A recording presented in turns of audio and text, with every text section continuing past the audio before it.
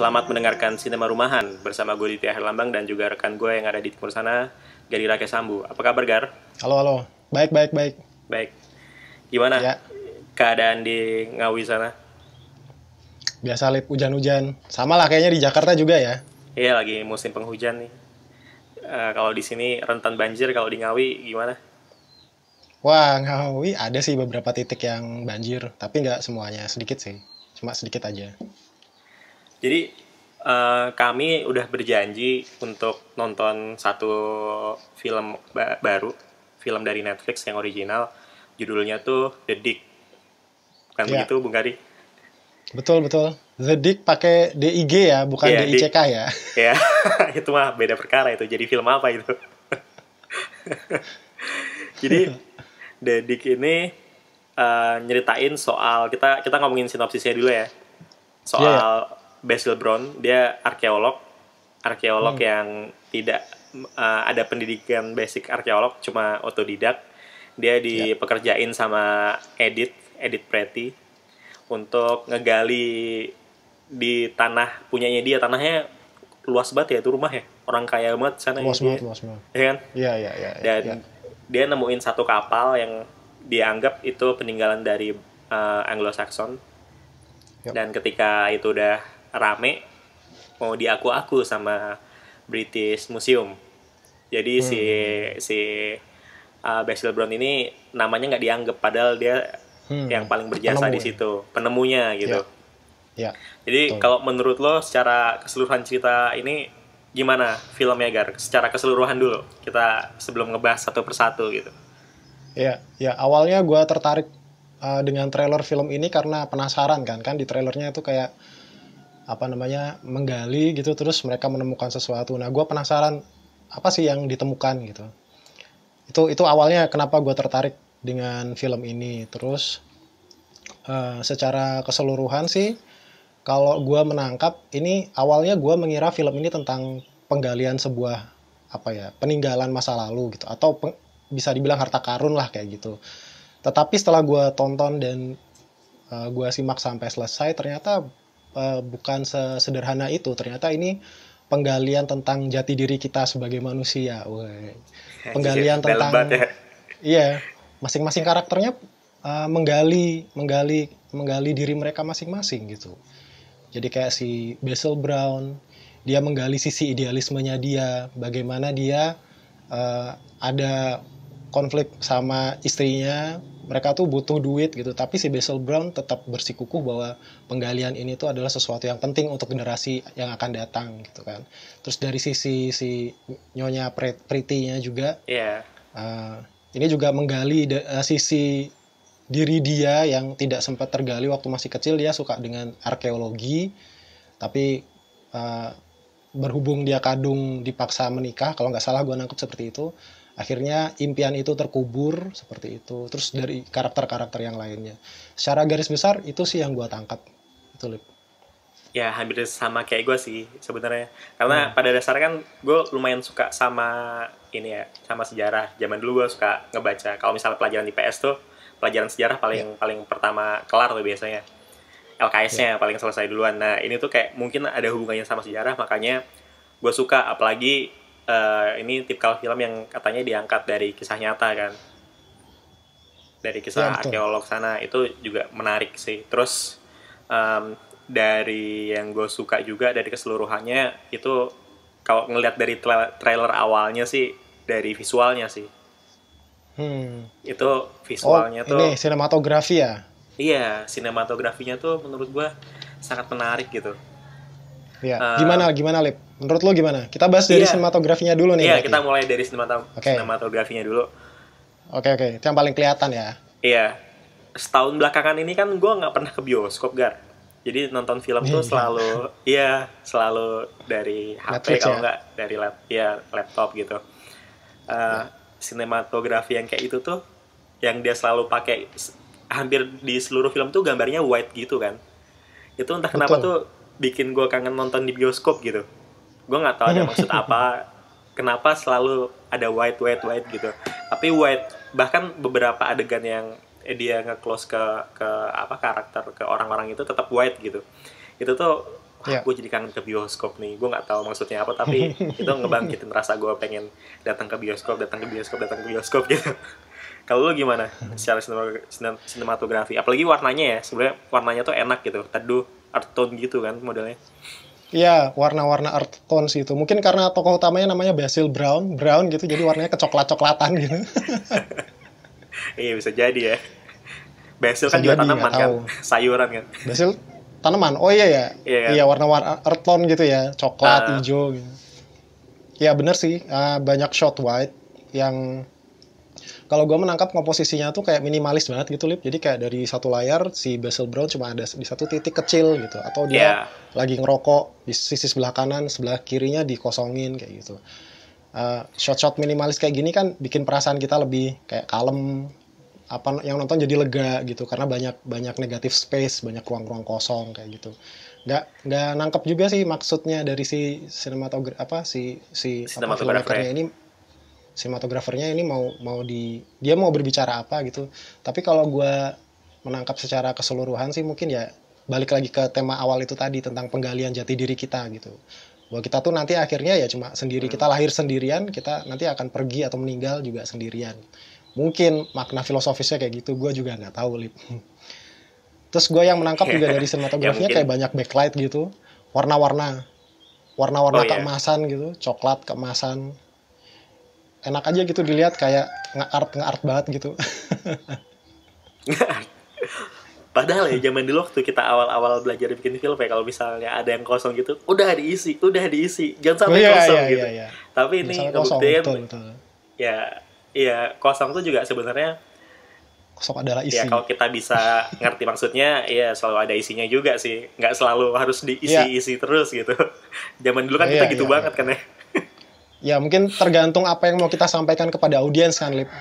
Bukan sekedar Iya style doang benar. gitu, bukan sekedar biar gaya-gayaan doang, tapi lebih ke ada sesuatu yang pengen kita sampaikan. Nyambung ke temanya sih kalau menurut gua. Tuh. Nah, terus dari segi editing juga sebenarnya yang menarik di gua adalah dia nggak sih, kadang dia editingnya tuh kayak model gak sinkron, adegannya begini terus udah ada narasi duluan dari si tokoh utamanya. Itu kan sering banget ya Hmm, editing kayak gitu tuh, yang kemarin sempat kita bahas iya tapi nggak linear ya. kita nggak nemu ini. Iya nggak linear, ini apa sih Hmm. tekniknya gitu, yang Iya iya sebenarnya iya. kalau misalnya kita tarik ke pola-pola film yang di kita di Indonesia itu kayaknya jarang banget ya yang pakai kayak gitu. Jarang banget. Betul betul betul jarang banget. Kalau gue menangkap kayaknya dia pakai teknik editing seperti ini karena apa ya, tempo tempo ceritanya, alur ceritanya yang agak-agak lambat. Ini kan sebenarnya cuma soal penggalian gitu, Lip. Bayangin kalau lu pakai teknik editing biasa yang linear, yang maju terus gitu, nggak diselip-selipin apa segala macem, apa insert segala macem, pasti bakal boring banget kan. Apalagi dengan shot-shot minimalis, banyak white, terus ya itu tadi minimalis gitu kan bakal ngebosenin. Makanya menurut gue emang harus pakai teknik editing yang seperti ini biar biar apa ya, kita sebagai penonton itu bisa tetap tertarik nonton sampai selesai gitu sih kalau menurut gue. Iya Kalau gak? enggak, iya sih, kalau enggak ntar terjebak ke film-film art house yang kita pulang pulang pulang dari bioskop misalnya, atau kita setelah selesai nonton kayak masih berpikir keras, ini tadi filmnya mau ngomong apa gitu. Mungkin ya. Iya. Iya ya, bisa jadi bisa jadi.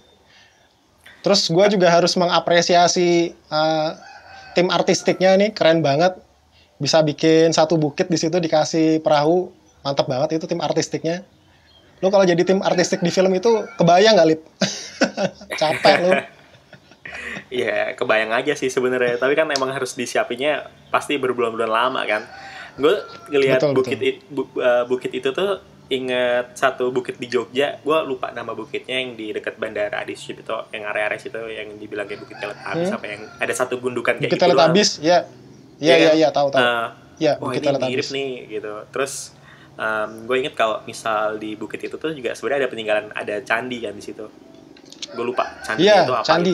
Candi Ijo atau Candi Abang gitu. Nggak tahu, harus googling eh, lagi. iya, itu yang Ya. yang jadi tempat wisata dadakan juga sih. Banyak yang tiba-tiba foto-foto di situ.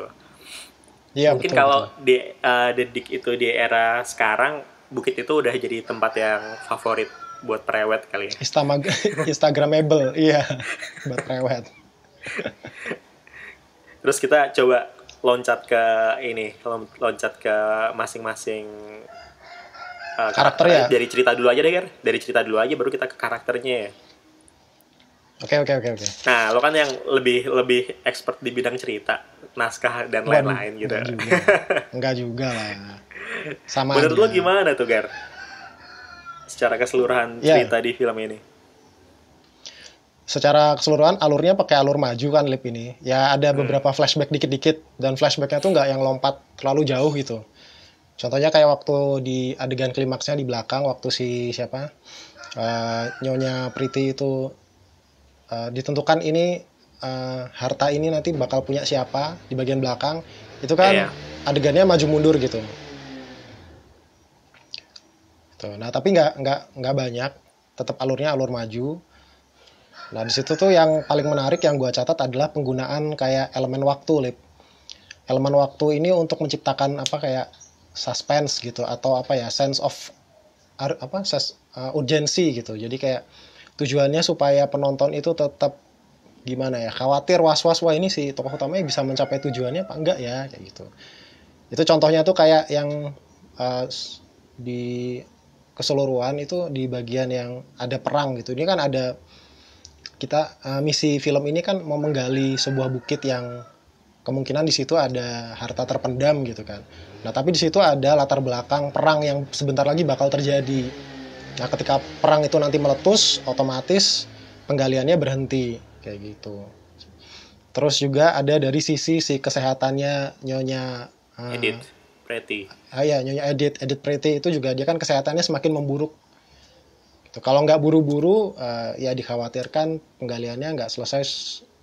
Penggaliannya tuh sebelum selesai si Nyonya Pretty-nya sudah meninggal lah gitu kan, yang bikin kita khawatir kan seperti itu.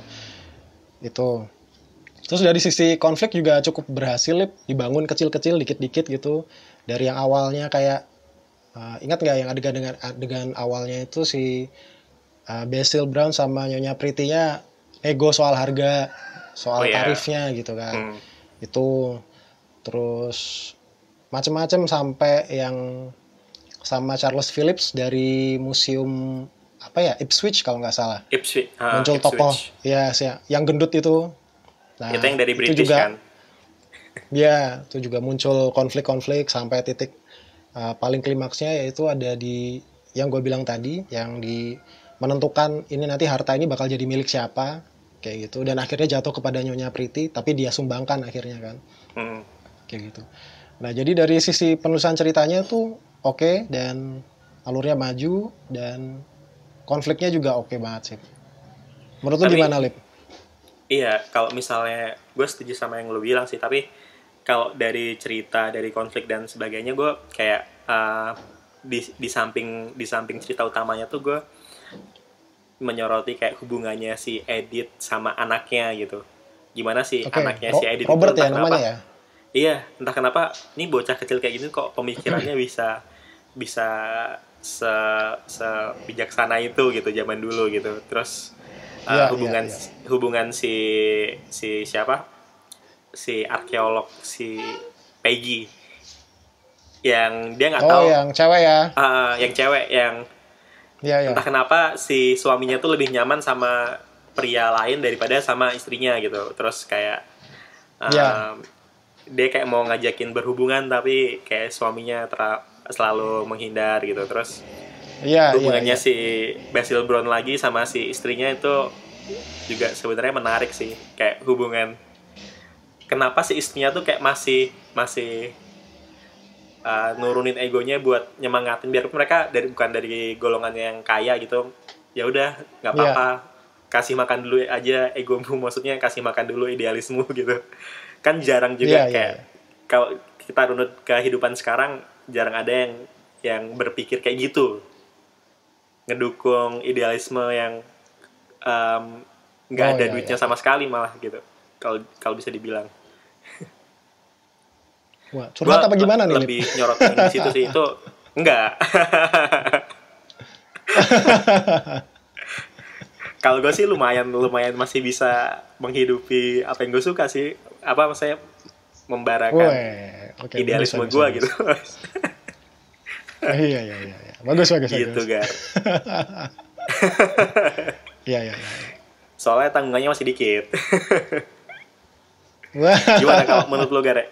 nyindir gua itu. Hubungan enggak.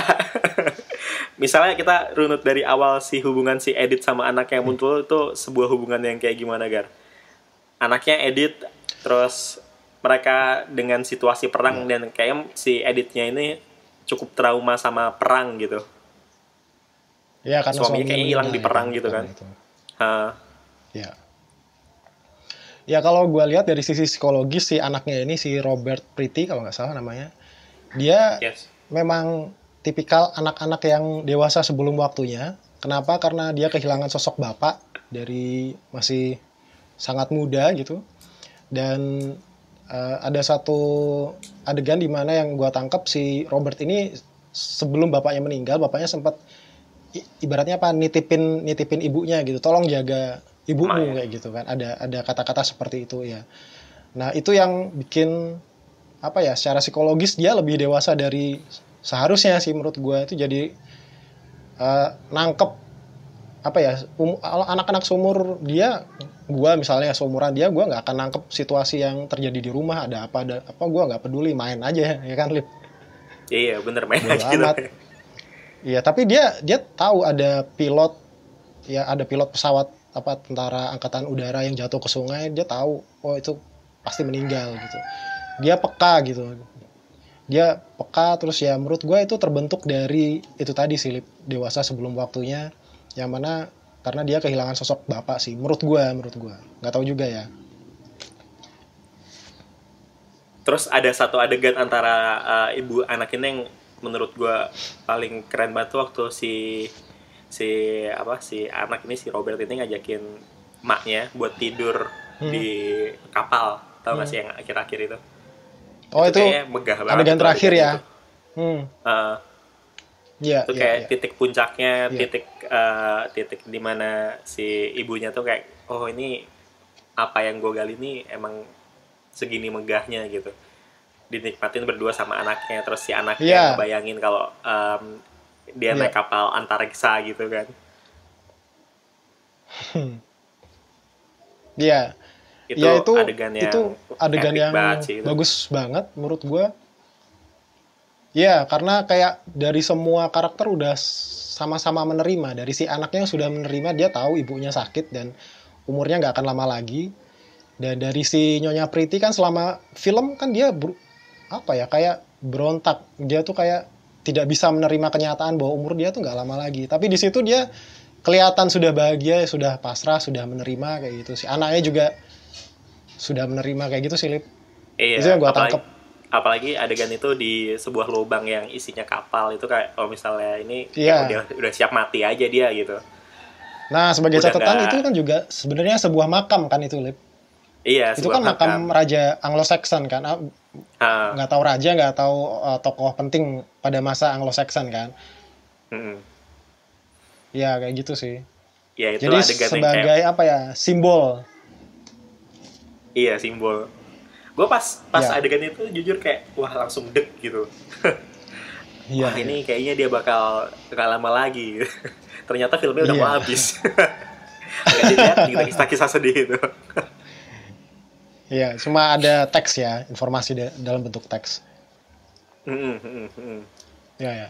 Terus ada apa lagi menurut lo di antara si Edit sama si anaknya ini, atau kita mau lanjut ke hubungan yang lain gitu? Kita lanjut ke hubungan yang lain aja kali ya, Lip. Soalnya yang gue tangkap Oke. cuma sebatas itu aja sih. Iya. Kita dari yang pinggir-pinggir, karakter-karakter pinggir dulu ya kali ya. Oh iya, iya. Kalau misalnya si karakter yang si ini menurut lu gimana? Si Peggy Yang mana? Dia Peggy yang arkeolog muda yang cewek, yang dia awalnya nggak tahu apa-apa, terus akhirnya malah dia yang nemuin satu benda penting itu. Iya, iya, iya.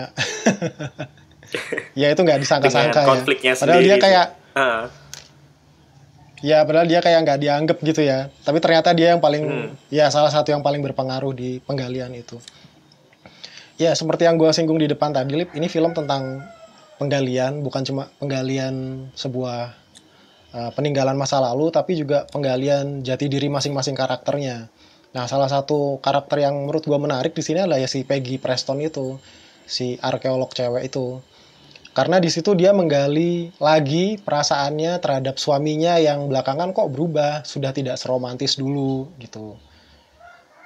Terus di saat yang bersamaan muncul juga tokoh lain yang namanya Rory Lomax ya kan, saudaranya Ya, si Nyonya Pretty, yang mana dia sepupunya itu juga ya. punya perasaan. Dia punya perasaan gitu sama si Rory Lomax ini gitu. Jadi kayak yang gue tangkap sih itu penggalian perasaan itu tadi. Gue sebelum sebelum ini gue sempat baca review-review film The Dick dari beberapa sumber, Lip. Dari yang gue baca mereka agak terganggu dengan subplot kisah romance antara Peggy dengan si Rory Lomax.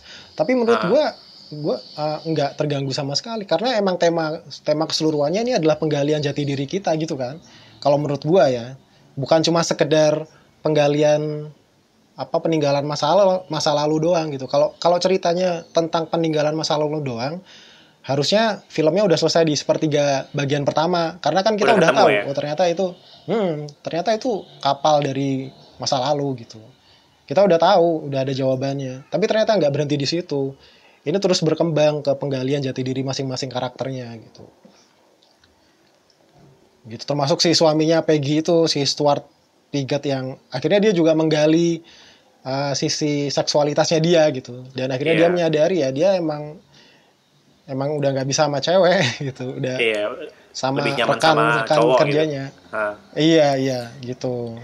Gitu tapi sih. kalau ngomongin si Rory tadi juga, gue juga Ya, menangkap akan arti pentingnya dokumentasi di setiap momen gitu dalam weh, lo mau ngerjain apapun, betul kalau betul misalnya betul. ada dokumentasinya gitu, itu Ada buktinya penting ya. banget sih, itu ada buktinya gitu.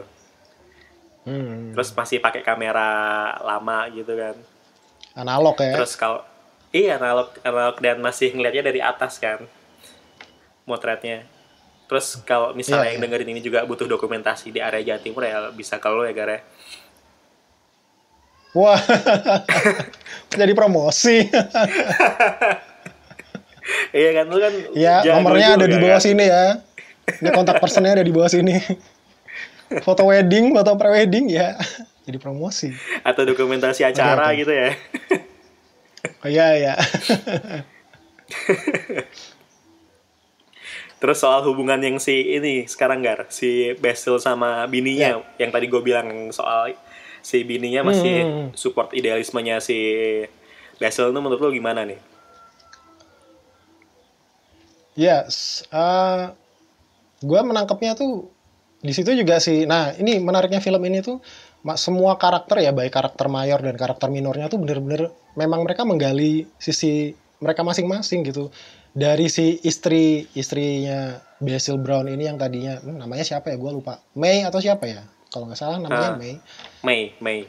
Nah, dia tuh yang awalnya kelihatan agak kurang bisa menerima dengan ditunjukkan dengan dia datang ke tempat kerjanya si Basil gitu, ke rumahnya Nyonya Pretty. Dia datang, Ah, dia kan di situ kelihatan kok suratku kok nggak pernah dibaca sih, kok kamu tuh ngapain aja sih selama ini gitu kan.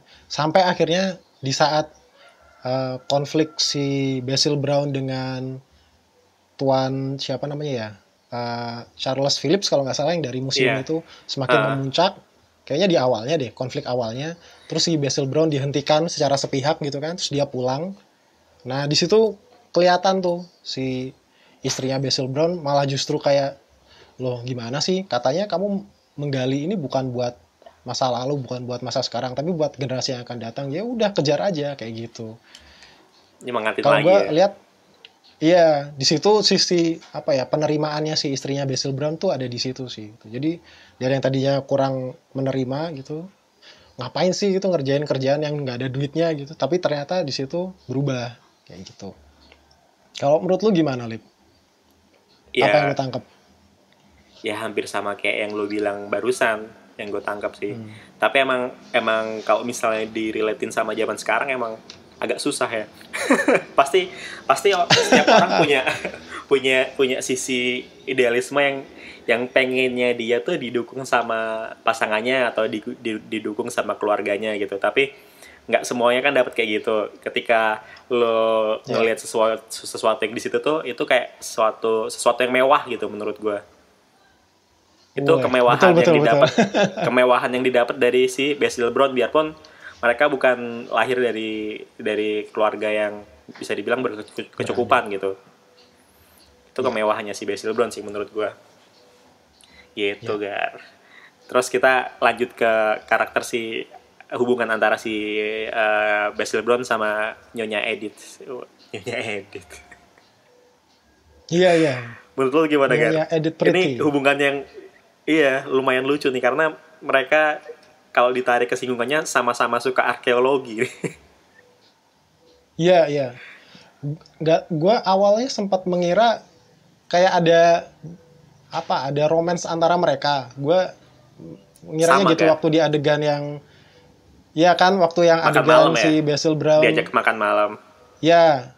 Nah, sebelumnya itu juga waktu si Basil Brown ketimbun tanah itu di awal-awal. Iya. Dia yang panik bukan main, panik setengah mati ya, walaupun ya emang wajar aja dia panik karena itu kan pekerjaannya dia gitu.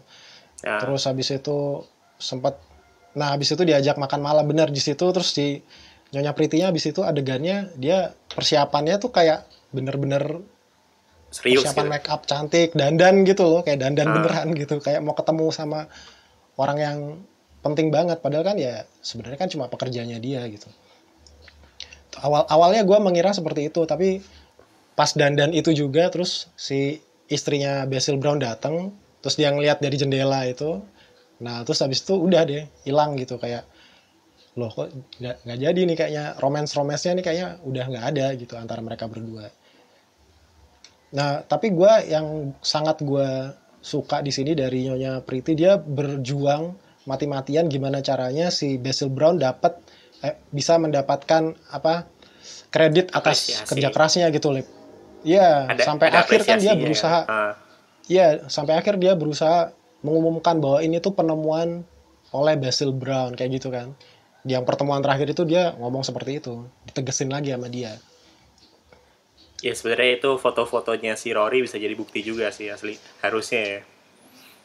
Iya. Siapa yang ngedapetin ini? Siapa yang nemuin ini semua gitu. Iya. Dan di kisah nyatanya, gue baca di Wikipedia, akhirnya memang tetap penemuan itu ditetapkan sebagai penemuannya si Basil Brown sama dan si Nyonya Pretty kan? Juga berdua. Iya berdua. Kan betul. Bertahun-tahun setelahnya. Bertahun-tahun, kan? Iya betul. Jauh setelahnya kan. Jauh. Iya, benar. Benda ini saking pentingnya itu sampai diperebutkan antara museum Ipswich sama museum British gitu. Oh, Ipswich ya. Ya. Kayak setiap museum tuh juga kayaknya pengen ngegedein nama dari sesuatu yang ditemuin nama orang lain gitu. Bahkan si arkeolog utamanya juga kayak gitu kan. Iya. Kalau itu emang menurut gue sesuatu yang kalau disambungin ke kehidupan yang sekarang tuh kayak masih nyambung banget gitu sih. itu sifat dasar manusia gak sih? Apa keserakahan? Iya. Pengen dianggap walaupun kontribusinya kecil gitu. Atau nggak ada sama sekali. Terus kalau misal gue ngelihat dari Basil Brown ini, gue masih ingat zaman dulu, gue kan sering muter-muter gitu. Terus di area Candi Prambanan ke arah timur tuh ada candi, gue lupa namanya candi apa ya? Lu tau nggak yang ke arah Klaten sampingnya Candi Prambanan? Waduh, lupa, Lip. Nah, candi yang ada di situ itu ini Gar, apa namanya? Lagi ditata ulang. Dalam artian di situ banyak batu, banyak banget batu, terus ada orang-orang yang kerjanya tuh nyusun candi. Yang mana batu-batu itu kan, batu-batu itu kita nggak tahu cocoknya yang sebelah mana. Batu satu cocok sama batu dua, nah itu kan punya cuma orang yang ahli doang kan yang bisa. Betul. Gue ngobrol-ngobrol sama yang kerja-kerja itu rata-rata mereka tuh nggak ada sekolah basic arkeologi atau apa, dan mereka bisanya otodidak, dan karena mereka selalu melakukan itu, mereka jadi paham, oh ini cocoknya sama ini, oh ini batunya batu apa gitu. Itu tuh gue jadi gara-gara nonton si Didik ini jadi inget peristiwa itu gitu. Dan menurut gue pendidikan basic kalau misalnya ditambah sama pengalaman lo di bidang itu terus tuh bakal jadi sesuatu yang luar biasa. Soalnya kalau di sini nggak ada pendidikan basic aja, dalam artian sekolah, lo bisa kalau ngakutin itu terus lo bisa jadi yang expert gitu. Iya, itu poin yang menarik sih, Lip. Iya, betul. Jadi itu pesan yang lu tangkap dari film ini ya? Oke. Kalau lu gimana? Ya, itu oke. Itu pesan yang penting banget. Ya menurut gua film ini juga film yang sangat penting untuk kita tonton. Karena bagaimanapun dalam satu titik kita tuh sebagai manusia harus menggali lagi diri kita. Sebenarnya diri kita tuh siapa sih? Masa lalu kita bagaimana, masa yang sekarang dan masa yang akan datang itu seperti apa gitu. Jadi penggalian jati diri ini sangat penting untuk menentukan bagaimana langkah kita ke depannya gitu. Itu sih yang gue tangkap dari film ini. Terus lebih nerimo gitu, lebih menerima, ya kita bisa aja sih berencana ini itu, kita boleh bermimpi ini itu, tapi ketika takdir sudah berkendak ya apa boleh buat gitu. Kayak yang dilakuin sama si Nyonya Pretty. Harta yang dia temuin itu kan hak milik dia, ditentukan bahwa itu hak milik dia gitu kan. Tapi akhirnya dia sumbangkan ke British Museum. Padahal sebenarnya harta itu kan bisa aja misal dia jual buat warisan anaknya misalnya, atau dia jual buat pengobatan kesembuhan dirinya gitu kan. Mungkin pengobatannya butuh makan biaya yang besar, tapi mungkin dia bisa selamat dengan uang dari hasil penjualan barang-barang peninggalan yang berharga itu mungkin gitu kan. Dan nggak masalah juga karena itu hak dia. Tapi akhirnya dia sadar bahwa ya seperti seseorang yang dimakamkan di bukit itu, Lip, itu kan makam ya. Yeah. Bahwa yang tertinggal akhirnya sudah bukan jasadnya udah hilang. Tapi yang tertinggal adalah hal-hal yang kita jejak-jejak yang kita tinggalkan, legacy, betul, warisan gitu. Makanya si Nyonya Pretty akhirnya menyumbangkan semua harta itu kepada British Museum untuk generasi yang akan datang, karena itu yang lebih penting menurut dia gitu kan. Dan si Basil Brown sempat menyinggung bahwa ya kayaknya sejauh ini belum pernah ada orang yang ngasih hadiah sebesar itu gitu. Si Nyonya Pretty ya mungkin juga ya gitu. Iya buat Inggris atau mungkin di seluruh dunia belum pernah ada yang, itu kan harta yang nilainya nggak main-main gitu, Lip, gitu. Kalau dijual gitu mungkin dia bisa kaya raya sebenarnya gitu sih. Cuma karena dia sudah menerima, dia sudah bersahabat dengan kematian, nah akhirnya dia ya sudah gitu, ya inilah warisan yang aku tinggalkan untuk dunia gitu sih. Gitu yang gue tangkep, Lip. Siap, mantep banget Kar. Segitu aja dulu kali ya. Iya nih, udah lumayan lama nih, setengah jam kayaknya kita ngomong. Oke. Minggu ini kami bakal mencoba mencari lagi film-film yang kami sepakati untuk kami bahas. Jadi sampai jumpa di podcast yang berikutnya. Sampai jumpa. Bye.